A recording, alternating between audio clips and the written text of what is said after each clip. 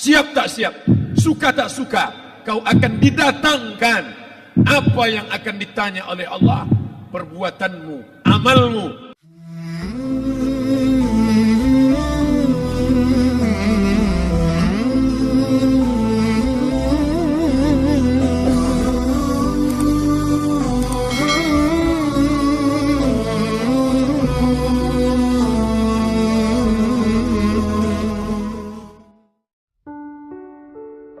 Malam ini kita menyadarkan diri kita, terlebih lagi yang berceramah, jangan kau hanya sampai menyampaikan ayat saja. Hai Abdul Somad, apakah kau yang bicara itu hatimu sudah hidup? Senantiasa merasakan diri, aku orang paling hina, aku orang paling kotor, ditempelkan kening ke lantai di tempat yang diinjak tapak kaki, mengatakan bahwa aku bukan siapa-siapa. Umur diberikan Allah 40, 60, 70. Berapa yang kupakai untuk menolong agama Allah? Berapa yang kupakai untuk mengingat Allah? Mata, tangan, telinga, kaki akan diminta tanggung jawab di hadapan Allah. Dulu dibangga-banggakan, dihormati, dimuliakan. Yang kami muliakan Al-Mukarram, Al-Ustaz. Tapi pada saat tiba masanya, yang kita bawa tak lain tak bukan innallaha la yanzuru ila ajsamikum. Allah tak menengok badan, fisik, bentuk tubuh, baju, ini sampulnya saja. Wala ila suwarikum, Allah tak menengok rupa, wajah. Walakin yanzuru ila qulub, hati kamu yang bersih itulah yang kau bawa menghadap Allah Subhanahu wa taala. Yauma la yanfa'u malun, harta tak berguna, wala banun, anak tak bisa menolong, harta tak berguna, anak tak mampu menolong, illa man atallah, kecuali orang yang datang menghadap Allah biqalbin salim, dengan hati yang bersih, hati yang tulus, hati yang memercikkan cahaya iman, hati yang bersih dari hasad, busuk hati, sum'ah, riya, takabbur. Itulah yang menolong di hadapan Allah Subhanahu wa taala. Apa kata Imam Ali radhiyallahu an? An-nasu niyam. Semua manusia waktu hidup itu tidur. Bapak tidur, ibu tidur, saya tidur. Semua orang waktu hidup itu tidur. Falamma matu, ketika dia mati, disitulah dia baru terjaga dari tidur panjang. Saat Israel mencabut nyawa, ditarikkan adalah satu centapan yang kuat. Disitulah kita baru terjaga dari tidur panjang. Betapa aku meninggalkan salat, betapa aku tak berzakat, betapa dulu kekuasaan. Aku lulus umur 30, pensiun 58, 28 tahun, apapun tak pernah kubuat untuk agama. Sibuk membesarkan anak, sibuk mengurus warisan. Anak pun tak ingat dengan kita, karena kita lupa menanamkan pendidikan agama di dalam otak kepalanya. Harta yang banyak tak sempat menolong agama Allah. Anak tunggal semata wayang tak sempat dididik agama. Istri meninggalkan dalam keadaan stres susah hatinya, karena dia tak diajarkan sabar menerima ridha ketetapan takdir Allah. Dan paling celaka, tak pernah anggota tubuh ini dipakai untuk berzikir, muhasabah, mengingat Allah. Tak pernah mata dipakai menengok Quran, kitab suci Allah. Tak pernah dipakai hati merenung sejenak, apa yang akan kubawa mati menghadap Allah Subhanahu wa taala. Abdul Somad dari dalam tanah naik ke atas tanah, ceramah, masuk balik ke dalam tanah. Yang kau bawa apa? Baju koko tinggal, peci tinggal, pakaian kehormatan tinggal. Yang kau bawa kain tidak berjahit, disobek, kerak. Itu yang akan menyampul kulitmu, yang selama ini kau dimandikan, dibersihkan oleh ibumu dulu 60 tahun yang lalu. Sampai masanya kau lupa kapan kau dimandikan dulu.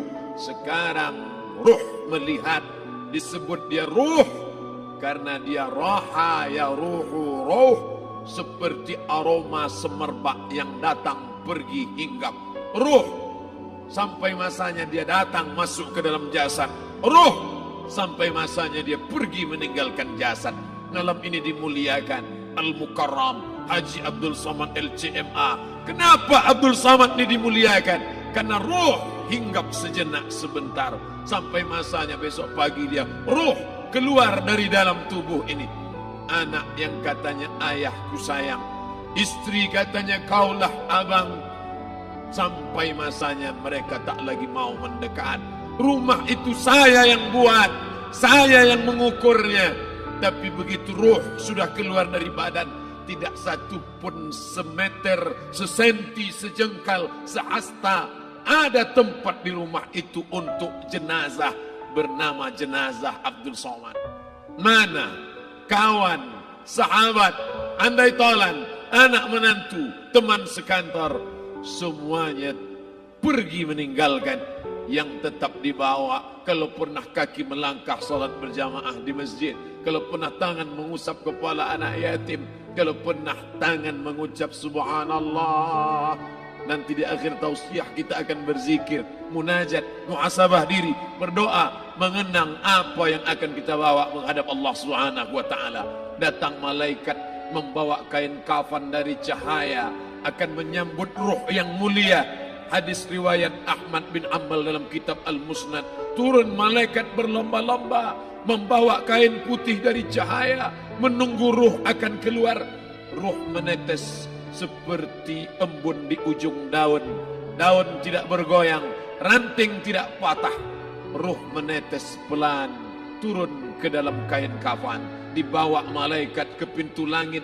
Tak sabar mereka menyambut. Inikah dia yang selama ini berjamaah? Berapa banyak yang masyhur terkenal di bumi, malaikat tak mengenal dia.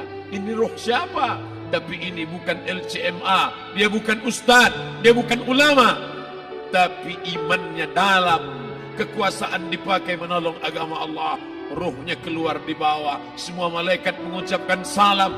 Inilah orang yang selama ini kami tunggu-tunggu, catatannya sudah lama. Setiap pagi petang malaikat subuh membawa catatan namanya, malaikat malam membawa catatan namanya. Kami merindukannya. Begitu orang-orang yang masyhur di langit tapi tak dikenal makhluk bumi. Tapi ada sebaliknya, yang rohnya disentapkan, ditarik malaikat dengan begitu tarikan yang sangat kuat. Nabi bertanya saat Isra Mi'raj kepada mereka yang sudah mati ribuan tahun yang lalu, apa yang kalian rasakan? Yang satu mengatakan seperti tebasan pedang di tempat yang sama beratus kali. Yang satu mengatakan seperti kambing yang dikuliti hidup-hidup. Yang satu mengatakan seperti mata kail pancing ditarik dari kulit yang basah. Maka kita berdoa setiap selesai salat, Allahumma hawwin alaina, ringankan kami ya Allah, fi sakaratil maut, di saat sakaratul maut yang amat sangat menyakitkan itu, di saat malam pertama di tempat yang gelap, di tempat yang tak pernah diimpikan oleh orang, tapi kita tetap melewati dan merasakannya. Perlahan-lahan cacing tanah, ular-ulat kalajengking akan menggerogoti kulit yang selama ini dimandikan, selama ini dipakaikan sampo yang mahal, selama ini dioleskan pelembab yang lembut. Tapi ternyata sebelum roh keluar jasad, setelah keluar, dia hanya akan menjadi santapan cacing tanah, hancur berkeping hari demi hari. Yang pertama kali membusuk adalah mata, karena dia berisi cairan. Cairan ini mengering, busuk dan berlubang. Lalu kemudian usus sebulan di dalam tanah, mulai dia menggelembung masuk angin dan dia meletus pecah. Cacing-cacing tanah mulai datang menggerogoti, memakan. Habis, siap tak siap, suka tak suka, kau akan didatangkan. Apa yang akan ditanya oleh Allah? Perbuatanmu, amalmu. Faman ya'mal mithqala dzarratin khairan yarah. Sebesar biji sawi, sebesar ujung rambut, kau aniaya orang, kau makan titik puluh keringatnya. U'tul ajira ajrahu, berikan upah pekerjamu, gaji tukang panenmu, gaji tukang cuci setrikamu. Kau makan, kau tahan 3 bulan. Dia tak menuntut, dia senyum, dia hanya mampu mengadu kepada Allah. Tapi titik peluhnya yang keringatnya air matanya akan kau balas di hadapan Allah Subhanahu wa taala. Di saat itu tak ada siapa bisa menolong. Hari ini uangmu banyak, kau bayar pengacara handal 1 jam 100 juta, bebas tanpa syarat. Tapi di hadapan Allah semua akan bersaksi. Al-yawma nakhtimu ala, lidah yang selama ini pandai bicara dikunci, ditutup Allah taala yang akan bicara. Wa tukallimuna aydihim wa tashhadu arjuluhum, kaki akan bersaksi, tangan akan bicara. Bima kanu yaksibun, yang pernah dilakukan di masa yang lalu. Mata melihat seolah-olah nyata perbuatan itu pernah dilakukan dulu. Kita lupa, kita tak ingat. Tapi catatan malaikat terlalu terang benderang. Wa in kullun lamma jami'un ladaina muhdharun. Catatan dibaca sampai-sampai orang itu tak percaya. Ma li hadzal kitab, kenapa buku catatan saya ini la yughadiru saghiratan, yang kecil-kecil, wala kabiratan, yang besar-besar, ahsaha, semua tercatat dalam buku catatan yang nyata. Dalam surat Al-Isra apa kata Allah? Iqra. Hari ini kalau dikatakan Iqra, baca Quran, Iqra, baca Yasin. Malam Jumat Iqra, baca surat Al-Kahfi. Tapi sampai hari itu Yasin tak bermakna, Al-Kahfi tak lagi disuruh baca karena hidup sudah berakhir. Iqra, baca. Apa yang kau baca? Kafa binafsikal yawma alaika hasiba. Baca buku catatan amal. Sampulnya dosa, isinya dosa. Catatan kakinya dosa, sampul penutupnya dosa, bibliografinya dosa. Sampai ia pun tidak percaya, kenapa aku hidup hanya dosa saja. Saat itu dia mendengar teriakan azab, saat itu dia menyaksikan pekikan teriakan sakitnya siksa. Rabbana, ya Tuhan kami, farji'na, balikkan lagi kami ke dunia. Rabbana, ya Tuhan kami, absarna, mata kami sudah melihat azab. Wasami'na, telinga kami sudah mendengar sakitnya, pekikan, teriakan, jeritan. Farji'na, balikkan lagi kami ke dunia. Na'mal salihan, kami ingin amal saleh. Kami ingin bantu masjid, kami ingin sekolahkan anak yatim, kami ingin muliakan fakir miskin, kami ingin bantu panti jompo. Farji'na, balikkan lagi kami dunia. Kami ingin salat tahajud, kami ingin tahiyatul masjid, kami ingin puasa sunat. Saat itu penyesalan tak lagi berguna. Na'mal salihan, kami ingin amal saleh. Andai kau beri kami tenggat waktu ya Allah, laula akhartani, kalau kau beri aku waktu, ila ajalin qarib, aku tak minta hidup 1000 tahun. Ila ajalin qarib, sebentar saja kau hidupkan aku ya Allah. Di situ orang baru tahu apa yang pernah dilakukan dulu, yang di masa lalu. Tak ada cara lain kecuali malam ini kita bertaubat, taubat nasuha, mandi, solat sunat taubat.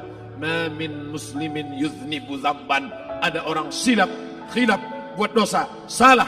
Siapa yang tak pernah salah? Sedangkan datuk moyang kita Adam pun salah, tapi dia mengetahui, sadar salahnya. Dia berdoa, Rabbana zalamna anfusana, kami sudah menzalimi diri kami. Wa illam taghfir lana, kalau kau tidak mengampuni kami, wa tarhamna, kalau kau tidak merahmati kami, lanakunanna minal khasirin, kami termasuk orang yang rugi ya Allah. Maka malam ini kita bermunajat kepada Allah, berdoa, mengenang masa lalu, bergelimang dosa, besok tak akan kita ulang. Kita minta ampun kepada Allah Subhanahu wa taala. Astaghfirullahalazim, astaghfirullahalazim, astaghfirullahalazim.